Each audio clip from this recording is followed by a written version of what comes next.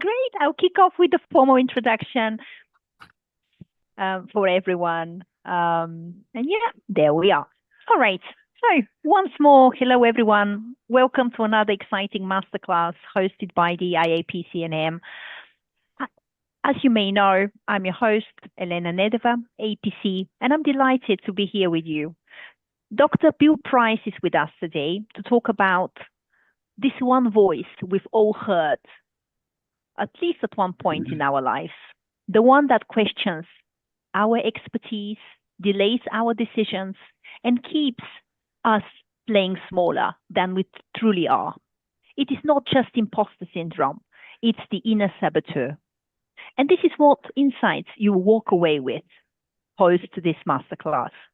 Recognize and shift, as in turn self-doubt into emotional self-mastery. Finding the key to internal freedom, breaking the cycle of overthinking and internal pressure, and external impact, how to communicate with authentic confidence and lead with influence. Before I introduce the background of Dr. Bill Price, this is just a very short reminder that our masterclass is live streamed and recorded. We would love to ensure the quality of the recording. So keep your microphones off, but your videos on if you like. This is going to be an interactive session. Do feel free to unmute yourselves when you would like to ask a question, or put it in the chat if you are shy. I'll be very happy to read it out loud for everyone. You're also encouraged to fill in your CPD logs with takeaways and ideas. So please grab your notepads, sit back, listen and enjoy. And as I promised, a little bit about Dr. Bill Price. Dr. Price is a strategic sage that guides CEOs and their executive teams to their personal best potential and business achievement of their business strategic objectives in their lifetime. He describes himself as a soul that's fully alive with a passion for everything he does, whether he's doing strategic facilitation based on unfolding future-focused realities or coaching African royalty and government leaders, civil leaders, and leaders of leaders in the 32 Anglo-African speaking countries and abroad. Without further ado, I'm honored to host Dr. Price, and we are so looking forward to hearing about what you can share with us today. Without further ado, over to you, Dr. Price. Thank you. Thank you so much, Ria. And once again, I'm humbled and honored to be introduced by you in such a professional way. I really do love working together with you and standing alongside you in times like these. So hello to Steve and hello to Veronica. Thank you for saying and for making time. I really honor and appreciate you for that, making the investment in time. And not only in time, but also in energy and effort. And I know that the fact that you are here is the reality of that's what's happened on the inside of your neuroplasticity or your living consciousness.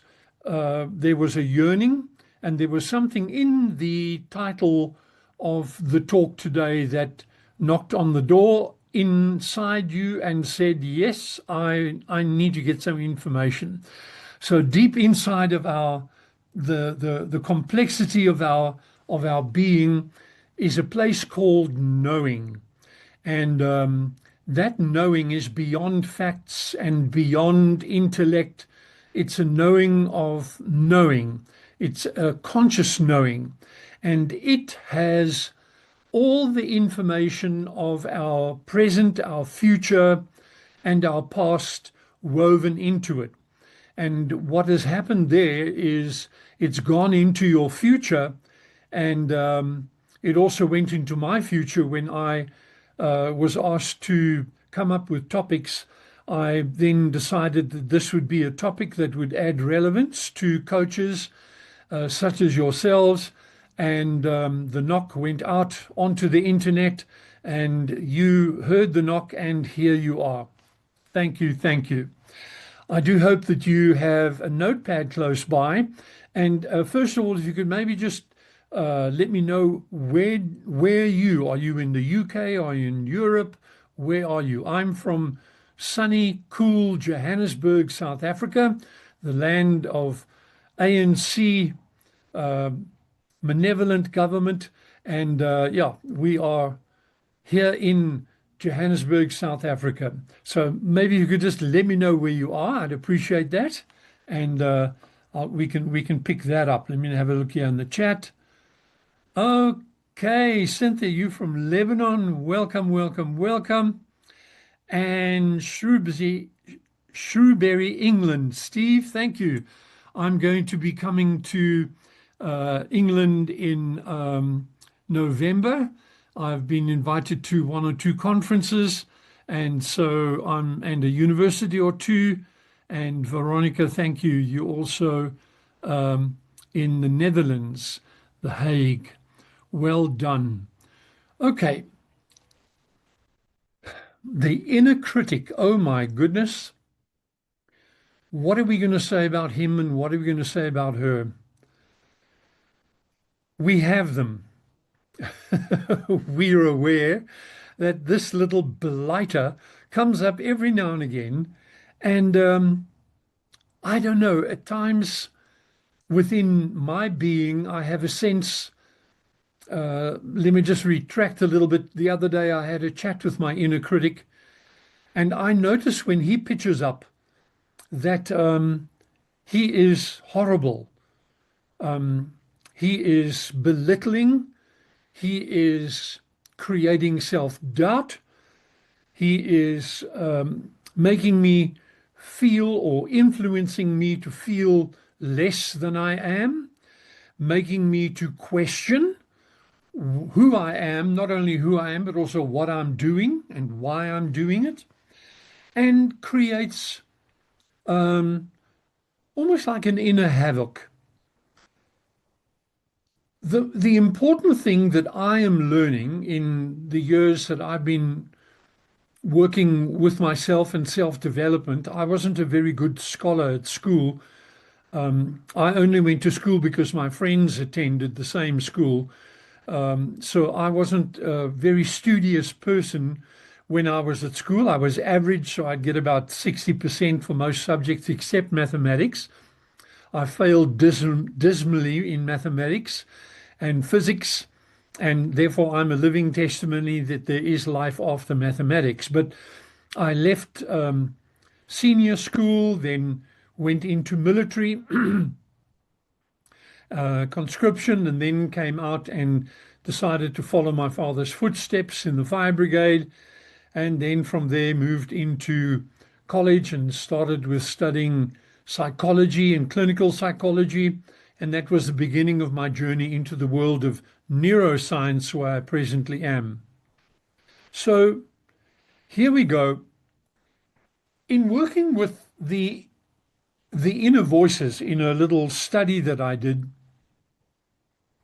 with 1,470 plus minus executives, we did a study and we made the discovery that there are, on average, in this particular study, 38 inner voices in the head of every leader in business at any given point in time. So it's like this mass choir, not that it's a mass choir, 38 is not mass, but there's these voices and they all ego-driven. So they're all vying for attention. They're all vying for listen to me, I'm more important than anybody else. So they are driven by the power of ego within our personality, and they fill the stage in every executive's mind.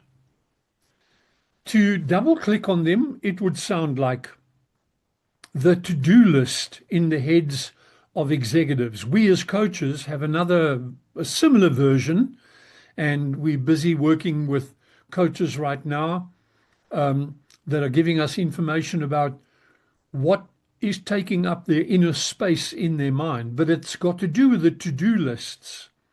So if you take a peek at your to-do list over the past year or the beginning of the year, those items that are with regularity showing up, those are the voices.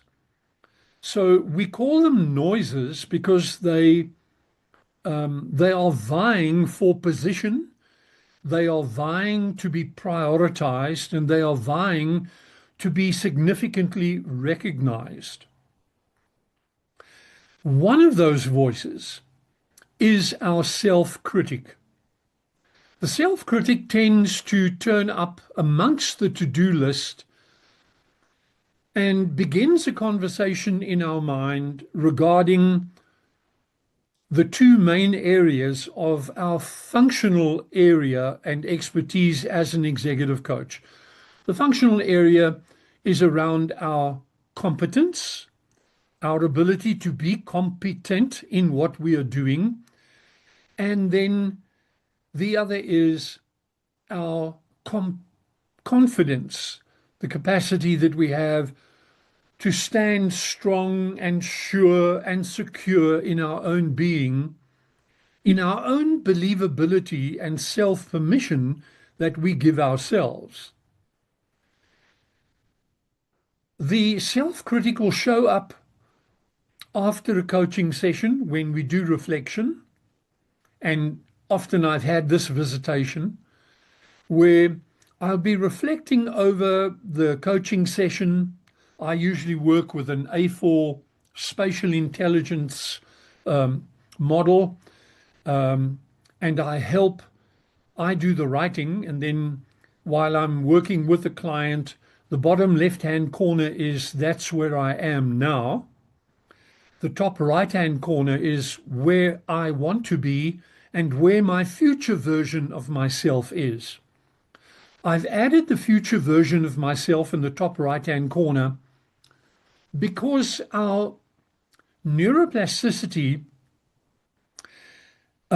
studies in Harvard and Oxford and Cambridge and Yale and the likes, Stanford, have come to a conclusion that in our neuroplasticity, when we set goals, our neuroplasticity seems to yearn to weave that goal into my future-focused state, my future-focused being. In the beginning of our session today, we spoke about the fact that we have a place in our yearning that knows who we are and who we should be in the future. And there's this constant reference from where I am now to where I need to be, which is in the top right-hand corner. When we set a goal in our identity first, and maybe you would like to try this out and give it a real good bash.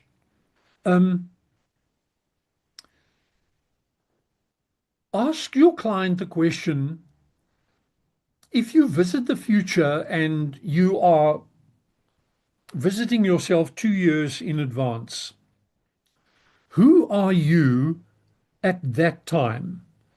Tell me a little bit about your skills. How are you doing your skills differently? And your skills are basically divided up into what you are good at and what you are best at. And people tend to know that. They know seasoned executives are well-versed, well-read, highly intelligent people.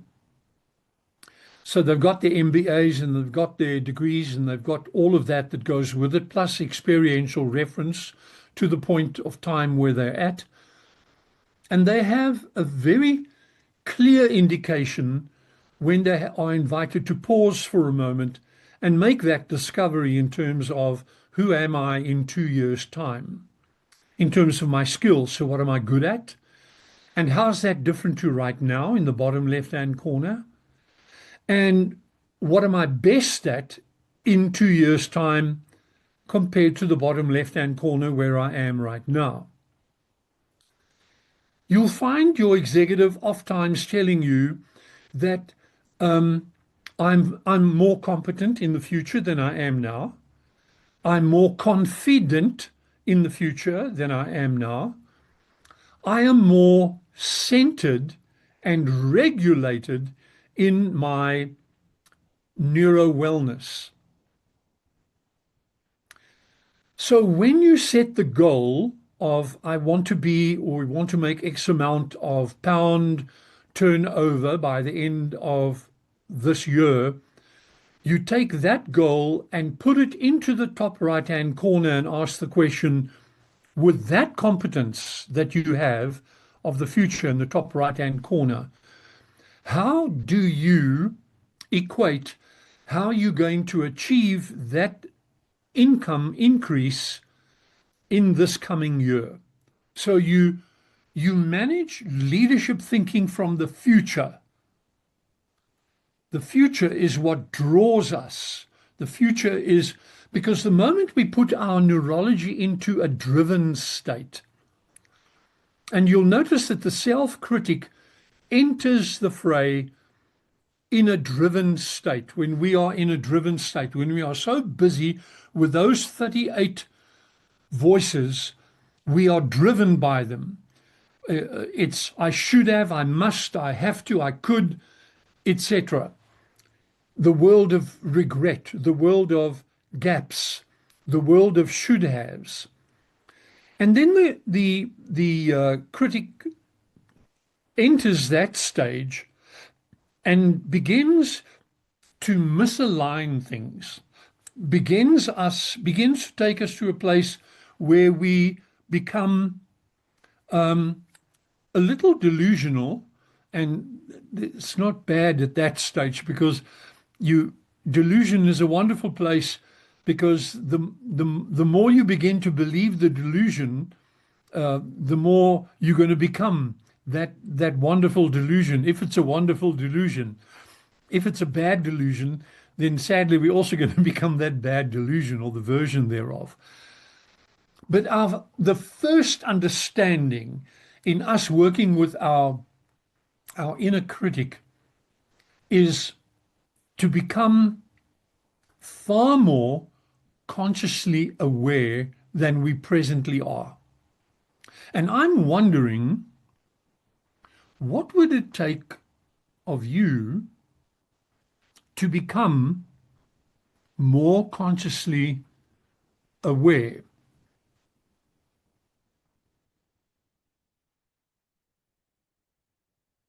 More consciously aware of your life, more consciously aware of your business, more consciously aware of the impact that you have on people.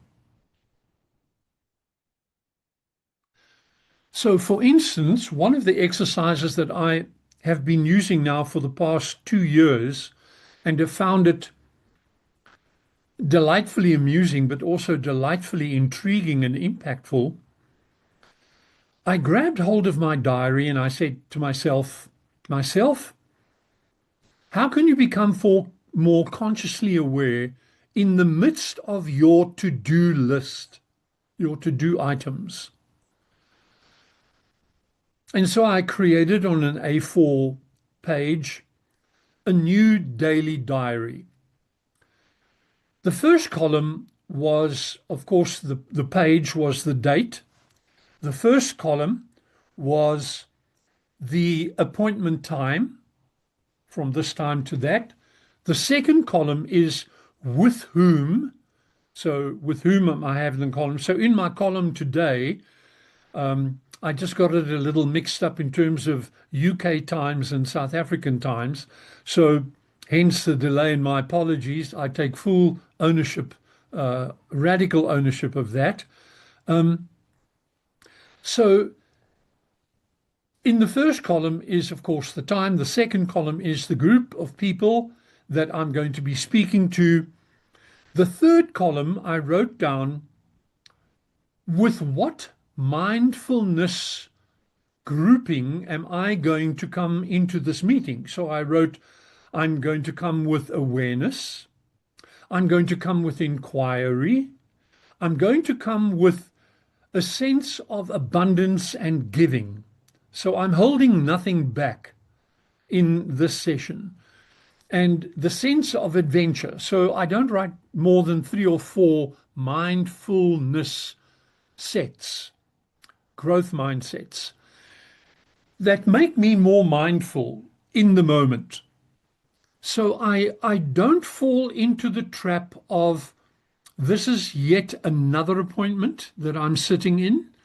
This is yet another appointment that I've got to travel through. And I tend to focus on the end of the appointment and not the middle section of the appointment of where I am in the now with people. So I've said to myself, you need to train your awareness to be in the now moments, where we are now. Where we are now in this moment is different to where we were now a few minutes ago. I've moved on with sharing information. We've gone through the basis of introduction. And now I've given you 1 or 2 tips of how to work with people on spatial intelligence on an A4 page. Bottom left is where I am now. Top right is where the future is. And then we coach from the future towards the now. Because it's the future in our neuroplasticity that draws us towards significant success. But our job, when we work with the inner critic, is that the inner critic is working on the inside of our mind with the 38 voices, and the inner critic tends to do a lot of generalization. The inner critic tends to do a whole lot of delusion and fuzziness within our neurology, and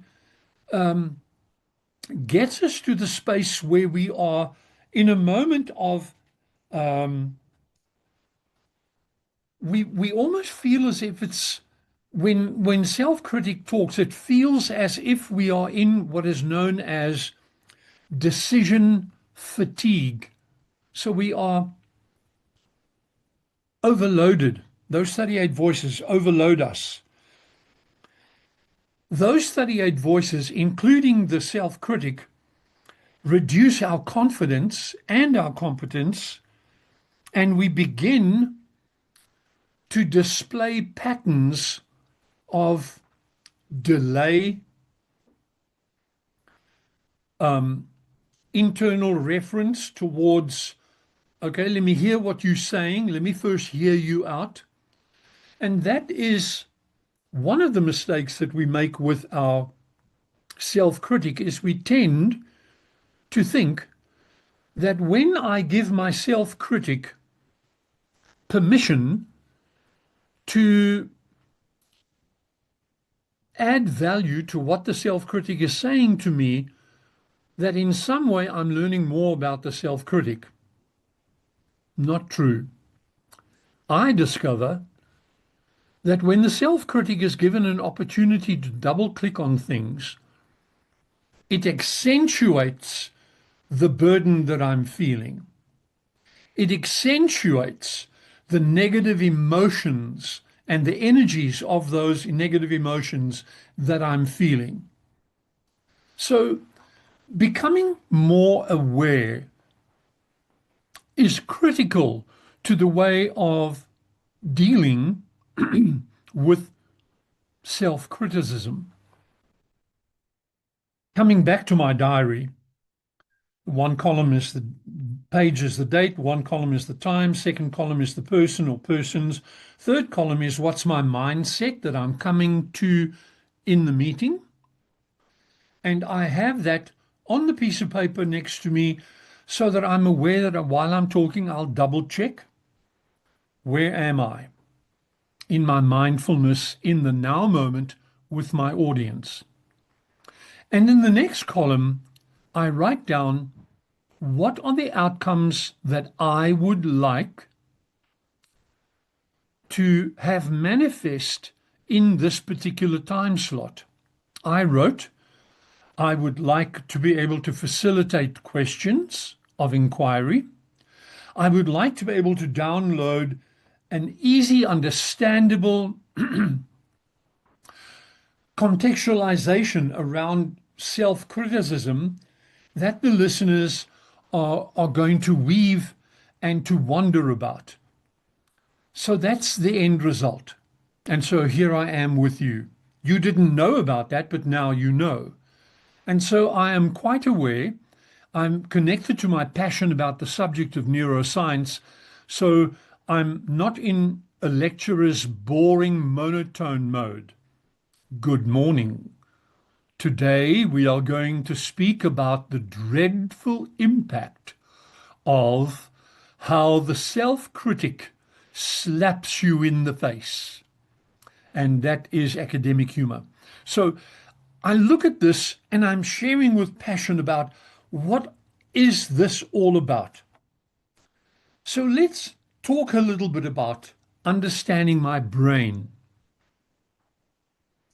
May I be helpful as a neuroscientist who studies the science of neuroscience to share a few homegrown truths that you as a listener would gain much from if you remember them. Number one, we have one brain. It is a unified organ. So when you hear people talking about neuroscience, and you'll hear different neuroscience programs saying we've got a people brain, and we've got a thinking brain, and then we've got a feeling brain. No, you don't. You've only got one brain, but there are sections in that one brain that they've now taken and created a model around it to go, we've got three brains, and you've got a gut brain. And then they'll even use, they said there are studies out there, and it's important when you hear people talking about neuroscience and they tell you about studies that you immediately question them on the chat and go, could you please tell me what is the white paper that you are referring to and the peer reviews scientific peer reviews that you're referring to with regards to this statement that the gut, they have found, you'll hear that statement quite a lot, they have found that in the heart are neurons that are equal to the neurons in the brain. On a quiz show, that'll go, wrong. There are no neurons of the brain in the heart, none whatsoever. I have two mentors in my life, and both of them are neurosurgeons. So they've gone into the brain and they've gone into people's hearts. And they categorically tell me that they have never found any neuron in the heart structure whatsoever that is equal to a neuron that is in the brain. There's different neurons in the heart. So these people create models and they go, there's the thinking brain, there's the feeling brain, there's the all sorts of, but it's not. They are putting a function, they're giving a function in the brain of an area in the brain, that name. So right in front of the brain, this front section is called our prefrontal cortex. It's the executive part of the brain where we are conscious, where we do decision architecture, where we make judgments, where we apply self-control, where we do goal setting, where we do learning, where we do creativity and reason. It's the world of analysis. So it is also linked to the parietal section of the brain, which is the top section, top middle section. And there we have sensory and spatial awareness. So when you're working with a page, bottom left, top right, there you are using spatial awareness, and that switches on the parietal brain, the parietal function of the brain. And then we have the occipital section of the brain, which is the visual process where you center and you see color, etc. The limbic part of the brain is in the middle, and that's the feeling part. That's where our function orchestrates relationships, memory, where you have the amygdala or the amygdala, where you detect danger through that, where you have the hippocampus, which is about the memory, and then you have the hypothalamus, where we working with hormones, and where you have the anterior cingulate, which is the Latin terminology of the different parts and functions of the brain. But our amygdala is where there's fear, detection, response, stress, risk perception, and emotional regulation. So when the self-critic switches on, remember the brain is a whole. All our neurology is connected to all of who we are. So we're not in little compartments. It's an interconnected. The left-right brain hemisphere is a myth. They have refuted that very powerfully in science studies, because when you watch the genesis of what happens under a scan, you'll notice the genesis will either happen in the left or the right brain hemisphere, and then from there on it goes all over the place. And that's how it works within our brain. It doesn't confine it to the left brain. It doesn't confine it to the right brain. So when our stress factor switches on, remember that our neurology, our consciousness has been programmed for self-protection. Self-protection is done in two ways. One, it's done that it goes and moves automatically to the autopilot, because the brain or our consciousness does not want to use too much energy at the same time. It wants to protect. It wants to guard. So therefore it goes, I actually don't want to learn something new. And then it goes into a default mode of lack of openness in concentration, lack of openness in learning and inquiry, because that's the default mode. That's what stress does. It takes us in the beginning into a default mode. But then momentum begins to grow and develop, and then we move into overthinking, and adrenaline switches on. And adrenaline is what is known as the survival accelerator. It's a neurotransmitter. So adrenaline, the moment that is, and norepinephrine are developed, they begin to create acceleration of the feeling of stress, the acceleration of the feeling of fuzziness and fog within our mind. And the self-critic creates fog and fuzziness within our mind. What does that look like? When a lioness here in South Africa at the Kruger National Park is busy looking at 200 or 300 zebra running by, and it's about to choose lunch, what does it see? Well, we always ask the question, the zebra, why do they have stripes? Well, here's why they have, because I want you to now look into your screen and see what brain fog and brain fuzziness looks like from the point of view of a lioness who's looking at zebra. So there are the stripes. This is the stripes of a zebra, two zebra running. But the moment you've got a herd of zebra, that's what you've got. And that is what the lioness has to choose from to find its prey in particular. So it begins to step back, breathe, look to the rear end of the running zebras, and there it goes. Okay, so there are two running, and it aims at what it is focused on. So the first act that we need to, in our self-awareness, is be aware, when does the self-critic step onto the platform? The self-critic is very selfish, because he wants or she wants to take the baton of orchestration and begin to orchestrate our thinking. And of course, the brain plays a game with it and says, fine, it's going to reduce your confidence. You're going to move into doubt, self-doubt, and you're going to move into patterns of replay. patterns that play over and over and over and over again. And we need to become aware of that. How come I'm triggered in this way over and over again? How come I'm not learning the lesson? We need to, in our conscious awareness,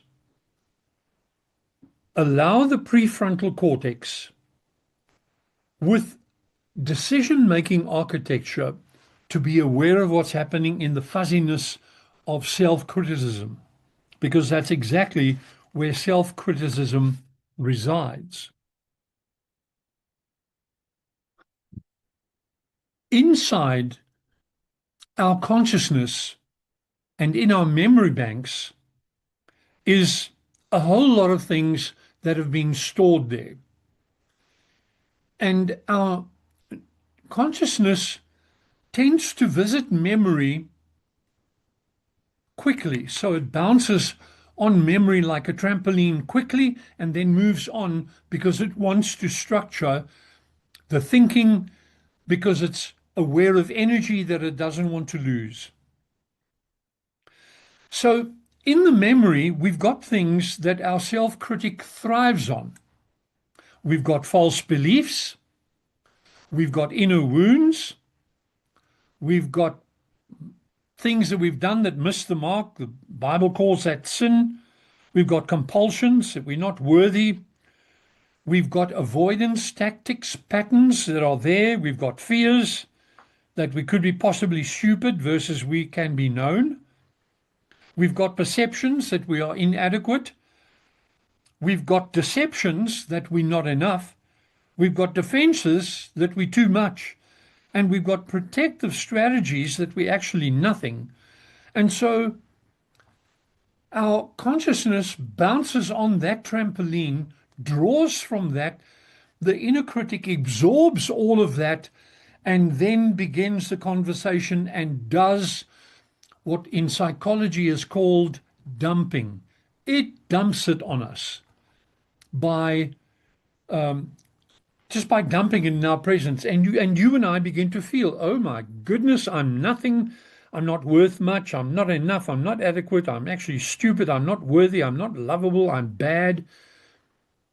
And you need to know all of those things are not true, because we are not our thoughts. We have the privilege to shift on a continuum. So over here on the continuum is chronic overthinking, chronic distress, fog, fuzziness. Over here is the thrive mode, the eustress, eustress. Eustress is wonderful stress, good stress, that uses adrenaline appropriately toward the good.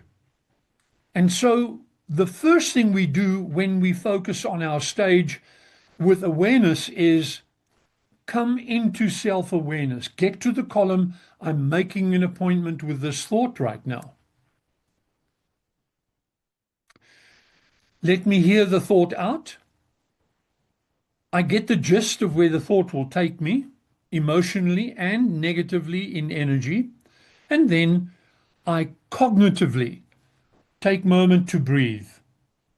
And one of the ways to breathe is you can take your left index finger, close your right nostril, and breathe in through your left nostril, in for a count of 4. Hold it for 4. And out through the mouth. If you do that 4 times, you are regulating your parasympathetic nervous system, which means you bring self-control into, and the thought of self-criticism that is doing that now goes and feels like that, and you turn the zebras into one zebra, and it moves to the side. Now you apply self-control, not willpower, self-control. In our consciousness, there's no such thing as willpower. In our consciousness is self-control. So we go into a moment of awareness. Then we go into a moment of pause with breathing. Then we go into awareness again, where we ask the question, I want to go to the top right-hand corner. So I want to go here to the top right-hand corner where I say, I want to create a thrive-orientated cognitive thought. You switch your creativity on in your neuroplasticity by asking a question like, I wonder if I could create a different scenario to what self-criticism is giving me right now. What would that be like, and what would that feel like? And so you create a thrive thought. The thrive thought is around, I'm competent, I'm confident, I am able, I am capable, and I am desirous of doing this differently. I don't want to go down this rabbit hole, thank you very much. Don't want to go there. Due to lack of interest, I don't want to go there. I don't want to go and be playful with a critic and allow the self-critic to mess me up. So I breathe again and put myself into thrive mode, and I create, no, I do not want to have this. I want to have the opposite. So you create a very clear, consciously defined thrive thought. And you do it by means of a creative question. I wonder what it'll be like if I can be far more impactful and effective and far more centered in my being. By doing that, by asking a creative question like that, our neurology opens up, our consciousness opens up and says, that's interesting, that's amazing. And you defer and deflect the attention off self-critic onto a future-focused solution. You don't even need to talk anymore to the self-critic. I told my self-critic the other day, if he carries on showing up the way he is with criticism, I'm not going to listen to him. I will only listen when I hear the voice of a sage, when I hear the voice of someone who loves me and cares for me and who's going to be honest enough for me to give me the transparent truth, not a version of deflection. I don't want that. And I must say that self-criticism has been quiet for some time since I had that engagement. So let's pause for a moment. I want you to take a few deep breaths through the nostrils. You can either use 2 or 1. Just breathe in and breathe out.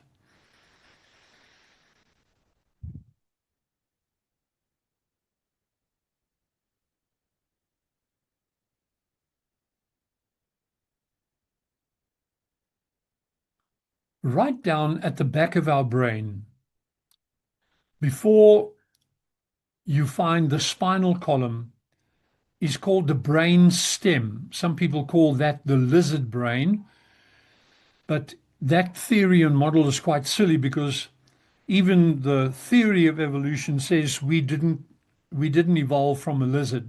So the lizard brain cannot exist. But it is the brain stem. It's the place in our brain for survival.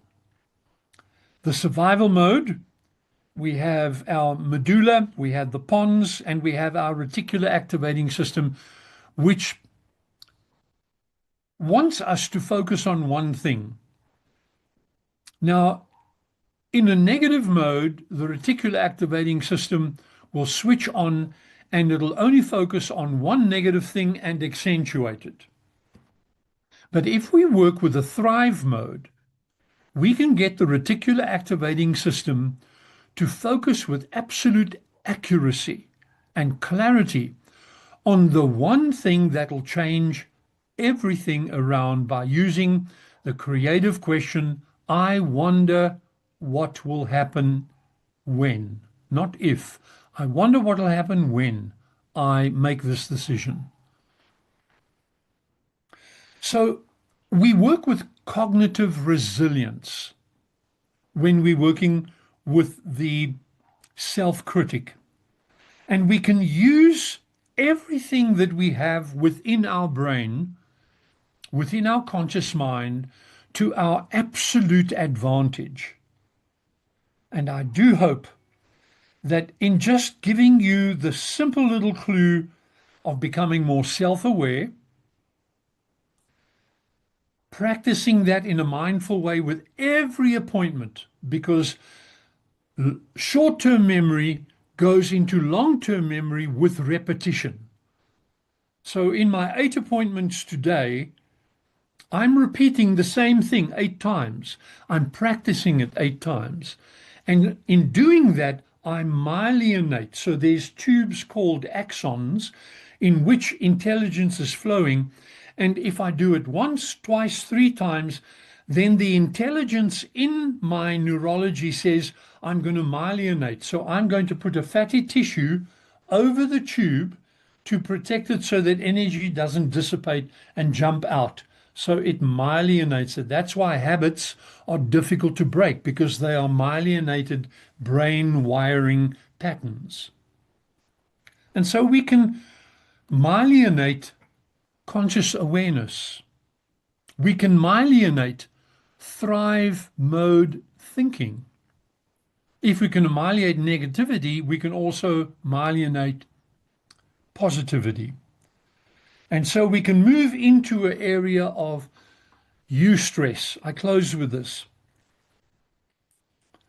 It is important that we realize, because we are a whole in our brain, in our mind, in our consciousness, that before we do anything to try and change brain programs or thinking, that we pay attention to what is known as neuro-wellness.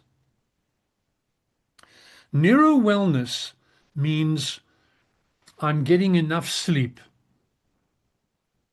I'm getting enough REM cycles in the night. I'm giving enough melatonin into my system through the sleep. I'm creating GABA wavelengths.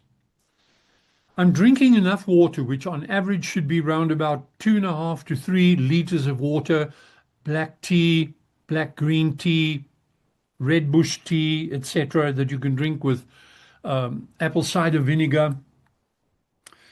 My nutrition, my plate must be colorful. 1/3 of it, vegetables, they must be colorful. Another third, meat, fish, chicken, etc. Another third, salads, and they must be colorful.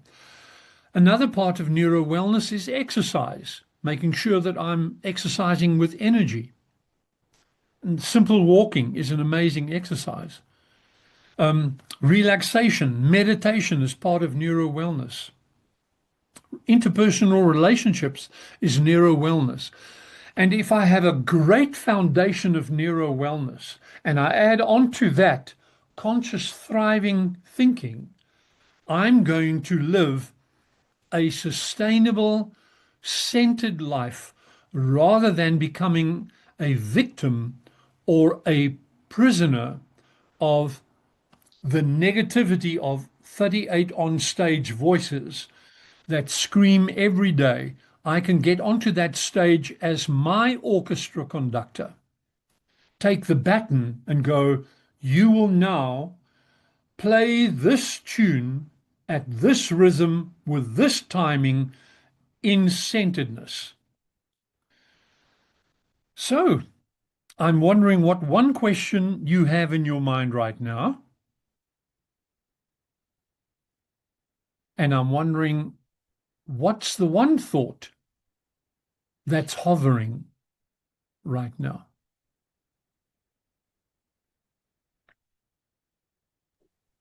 I have a question.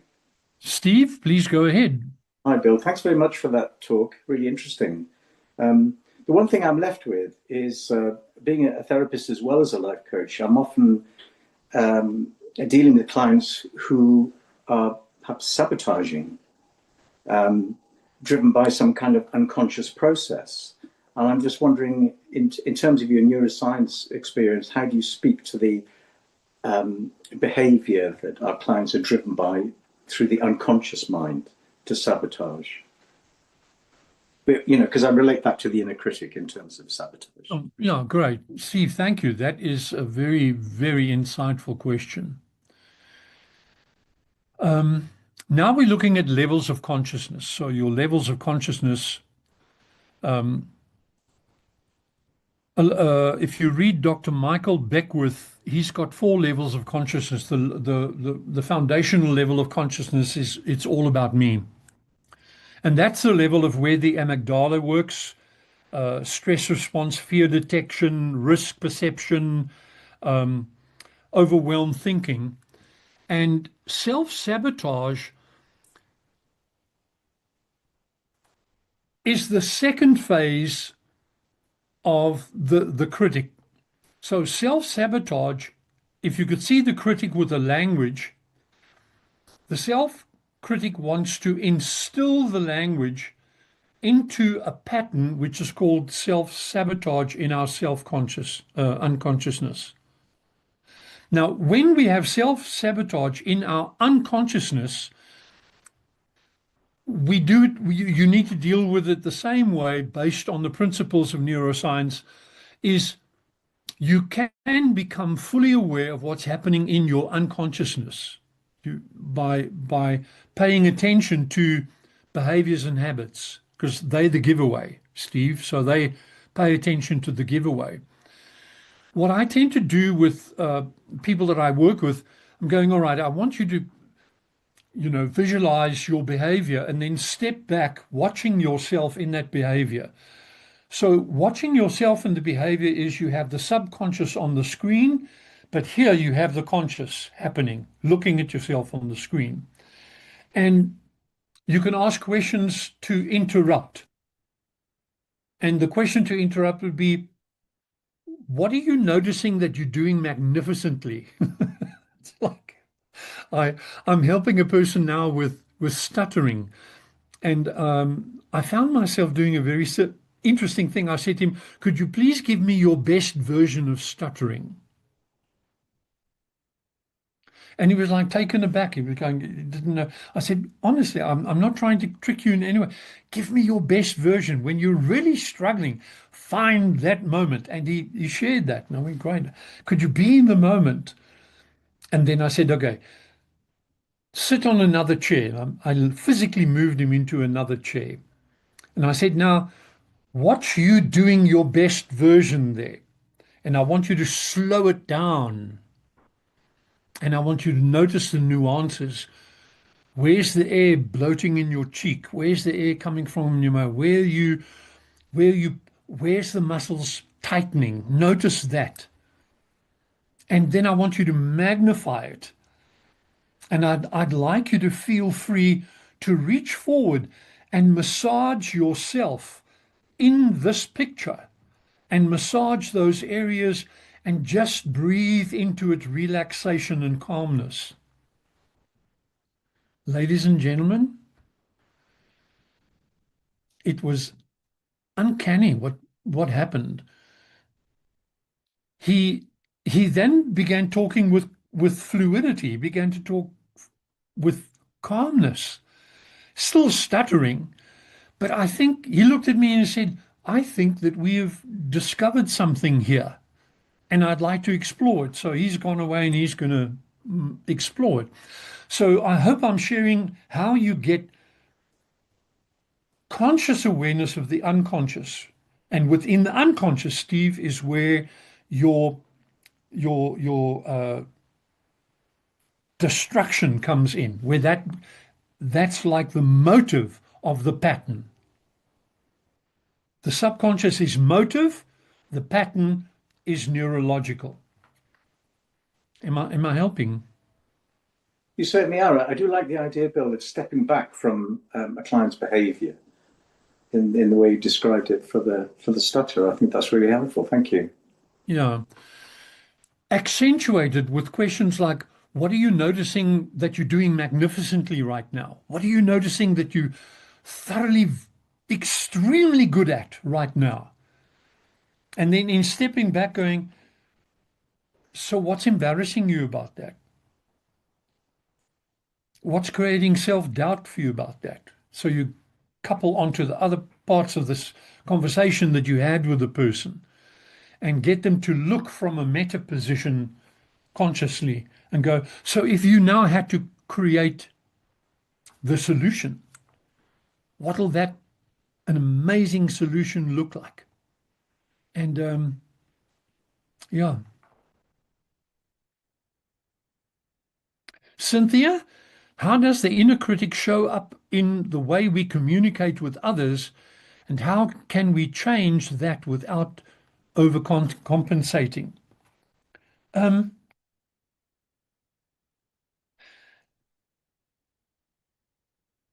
First of all, when the inner critic shows up in a conversation, the critic's role, strangely enough, is to protect you. It's to protect you on the basis of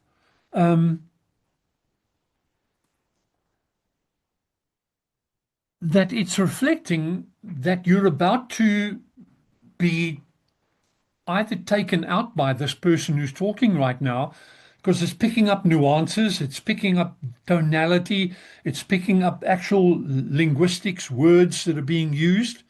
And so here we have this reality when self-critic shows up in a conversation, that the first thing would be, it'll be to protect us from being more exposed. The second thing that it'll do is that it will accentuate the previous conversation it had with us going, you dumb, you silly, you stupid, you couldn't look what you did, look, etc. And so the self-critic brings in a bubble.